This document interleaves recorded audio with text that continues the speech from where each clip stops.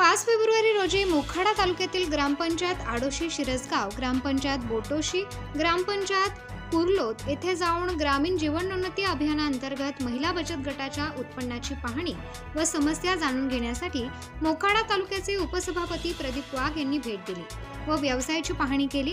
या कार्यक्रमास उमेद अभियानचे सचिन मुंढे, अमोल मोहडकर, निलेश झुकरे, मंगेश दाते, बोटोशी ग्रामपंचायतचे सरपंच दापट, सदस्य विशाल सारकते, कुर्लोत ग्रामपंचायत उपसरपंच मोहन मोडक, उमेद अभियानचे कार्यकर्त्या, कृषी सखी, CRP व गटातील सर्व महिला मोठ्या संख्येने उपस्थित होते।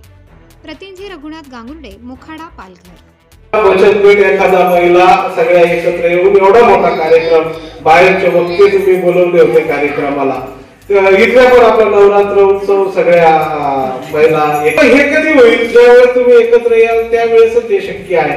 आणि मग एकत्र येण्याचं कोणतं साधन आहे? तर हे बचत गटच साधन आहे आणि म्हणून हे बचत गटाचा आपण चांगला वापर करा।